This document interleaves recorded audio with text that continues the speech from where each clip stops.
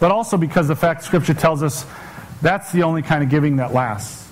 In other words, one of the things, if you're going to give to something, and the choice is, I mean, you know, that's kind of a joke with my wife and flowers. It's like, I could get her flowers, and there's good times where it's important to do, but God, it only lasts a week, you know? I could get her a computer, or I could get her, you know, it'll go at least longer, you know? I could go get her a movie or a game, or, you know, we could watch it over and over again.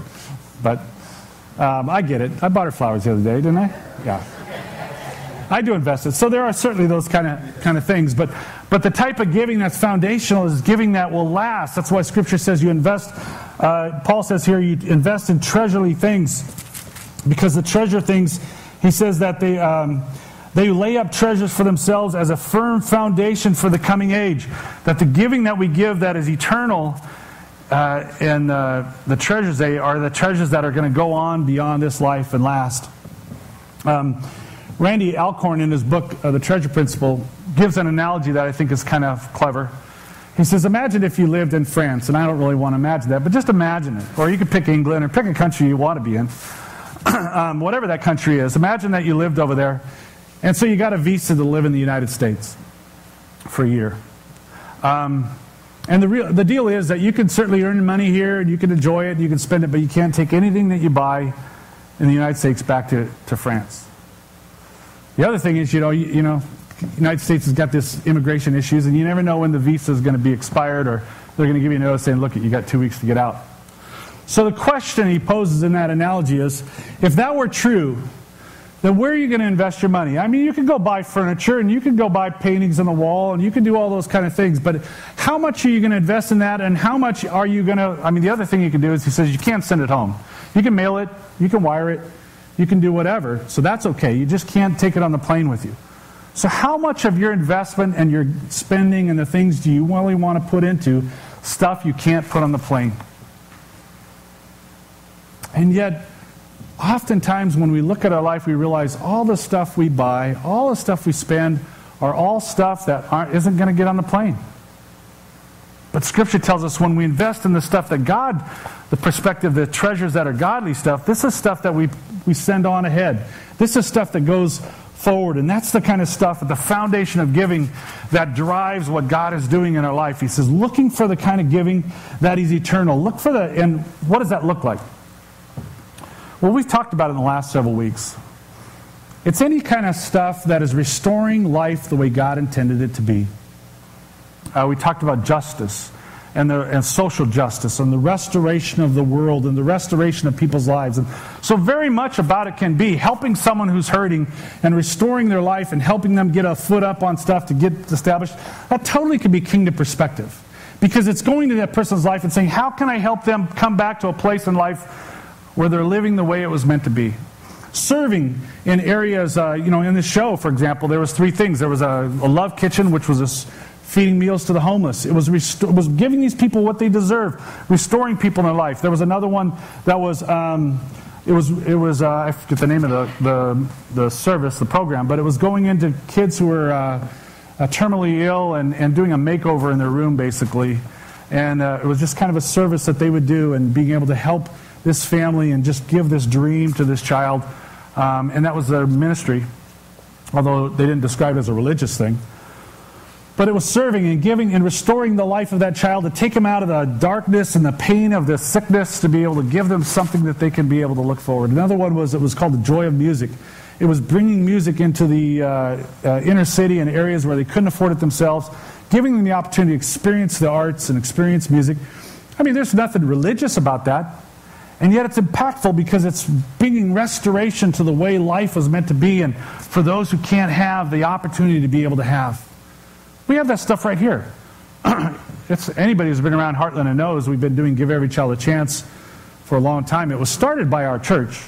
We're still 2 of us on the board. Tamara and myself are still on the board. I'm executive director of it. And I've had plenty of people say, well, but it's not religious. Why are you doing it? Because part of giving is not about religious things. This, being kingdom perspective, isn't religious things. Being kingdom perspective is what the kingdom come, thy will be done, is the restoration of the way things are meant to be. And kids who are failing in school is not the way God intended it to to be. And so part of our partnering is coming together saying, look, this is our part of what we do, and being a part of that and restoring what God intended things to be. And that's a good thing. That's giving that pays forward when you invest your time and your talents, your abilities into things like that. Pregnancy Resource Center, Tracy Interfaith Ministries. We got a ton of them all around here. Any of those kind of things, helping people.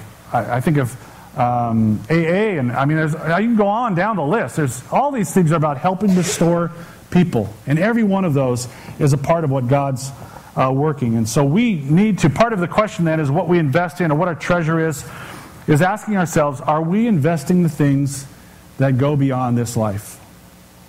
Are we investing in things that go further? And then tied into that then is how do we live our life? That's the second question. In other words, are we consumers or are we contributors? In that book, the Treasure Principle, Randy Alcorn also shares a story about Alfred Nobel. And he was a Swedish chemist back in 1880-something who had made a fortune on the invention and the production of dynamite, which, a lot of us know. Anyway, his brother Ludwig died in France, and the local paper had mistaken to think that it was this Alfred who had died. And so they wrote an obituary, and the title of the obituary was "The Merchant of Death is Dead." And the obituary went on to be able to talk about how he got rich helping people kill one another and all this kind of stuff. And this Alfred had read that, and it struck him that defined his life. And so in that moment then, he committed to be able that would not be his legacy. And so he, over the next few years, he had invested to the point where when he died, he had set aside $9 million to a fund that awarded people who benefit humanity, which is now called the Nobel Peace Prize. There was a guy who had the privilege of reading his own obituary and realizing, that's what I live for, that's what I'm known for. And to be able to turn that around and say, no, I don't want to be known for something else. Now, and it was all good stuff. I mean, he might have done it just for his own benefit and a legacy, or he might have done it thinking that I need to be able, regardless, what he did bettered society and restored society in the way that life was meant to be. And it affected a change in the way that he lived his life. And as Christians, and foundational giving is the question of what are we living for? How are we living? The Bible, God makes it easy on us. Because we got a lot of people here with different life experiences, different jobs, different careers, different stuff. And so, we can sit there and say, man, how do you drive the job description for every one of us? Well, God made it very easy. Genesis 12, 22 through 3 is where God made a covenant with Abraham.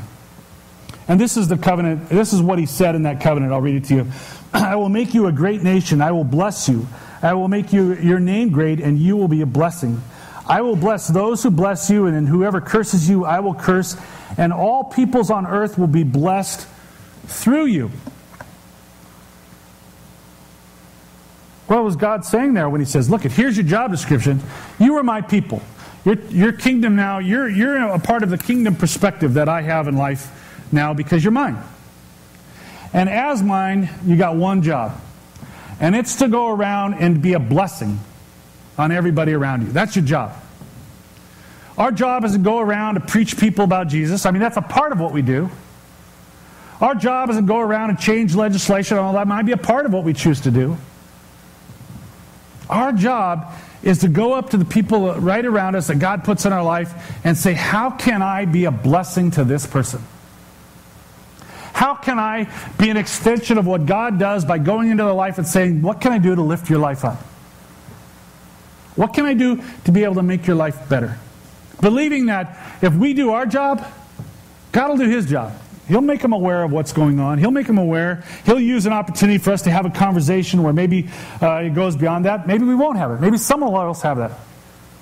We have a tendency to want to jump ahead or not go at all because we think, oh, I need to talk about Jesus. Or let's not invest in anything that doesn't talk about Jesus. I remember one pastor who refused to participate in Tracy Interfaith Ministries because they would not give him a place where he could sit in the circle of filling out the application and picking up some food and clothing. He said, we need to have a place where you can say, do you know Jesus? And they said, well, that's not what we're about. He says, well, then I don't want anything to do with it. I'm telling you, he missed the point. He turned it around to be able to, get away from really what God has called us to do. We have the mistake of thinking that God has called us to tell people about Jesus, but when it comes to our possessions and our life, well, that's for us. That it's something that we can spend, but that's not really what it's about. Alcorn, in that book, The Treasure Pencil, which I encourage you to read of, he has one principle in there where he titles it this way. He says, God prospers me not to raise my standard of living, but to raise my standard of giving. 2 Corinthians 9:11 says this. This is a verse that would agree to that. You will be made rich in every way so that you can be generous on every occasion. Through us, your generosity will result in thanksgiving to God. In verse 17 of this particular chapter, Paul gives a warning for the rich, those who are rich, who focus in the wealth of this world. Because the warning is about taking stuff and using it for yourself, and in other words, then denying the very thing that God is doing. At the very foundation of giving is this belief that God gives us resources so that He can use us to expand His kingdom. That in fact we are partnering with God in what God is doing. Which is huge if you think about it. I mean, God could do stuff without me, but yet He says, no, I feel like doing it with you. I want you to be a part of what I'm up to. There's a story in the Old Testament. In fact, there's a whole book called the Book of Esther. I don't know if you've ever read it. Anyway, it's Ezra, Nehemiah, Esther. I always think of, I got to think of 4 books of the Bible before I can find the one that, that's where it is. But anyway, it's the Old Testament. And it was debated about whether to be in the Bible because it doesn't really talk. It's not one of these where a prophet was sent and God said this. It's just a story. In fact, it's a story about a beauty pageant. It's a story about a Jewish woman and a king that got mad at his wife who was queen and because she wouldn't come when he said. And so he says, I'm banishing you from me. And his leader says, why don't you get every virgin out here and get them all set up and looking good. And then let's have a beauty pageant. And they did. And Esther was a young Jewish girl who caught the eye of the king, and therefore he crowned her queen, and she became his queen. Great little story. Something you put in a movie, maybe. Maybe they have. But that's not the end of the story, because what happens is she has a cousin named Mordecai. And this cousin gets in bad with one of the officials of the king, and so this official wants to eradicate all Jews. Makes you think, is that an ongoing practice that happens? Everybody wants to kill all the Jews? Well, anyway, in Esther, that's what they want to do. And so he got the king convinced that these Jews need to be destroyed. And so the king made an edict that all Jews will be killed. So Mordecai goes to his cousin Esther, who's a queen, and says, you need to go talk to the king. I don't know if you realize, he realizes what he really agreed to signed to be done. Esther goes back to Mordecai and says, no, you don't understand, Mordecai. Here's the deal. In my world now, I can't go to the king. If I should approach the king without him calling me, I'll be killed. Because you don't do that. You only approach the king if the king says, hey, come on forward. So I can't help you. And then to which Mordecai responds with this. This is Esther 4, 12 through 14 says this. When Esther's words were reported to Mordecai, he sent back this answer. Do not think that because you are the king's house, you alone of all the Jews will escape. For if you remain silent at this time, relief and deliverance for the Jews will arise from another place. But you and your father's family will perish. And then this line is a line that I love. And who knows but that you have come to royal position for such a time as this. What is that story telling us in the scope of this idea of this foundation giving? It reminds us of the fact that God is always at work in the lives of people to be able to move them from the dot to the line. And that we are put in situations where we come along people that God has put, that at any moment He's going to say, Mark, now.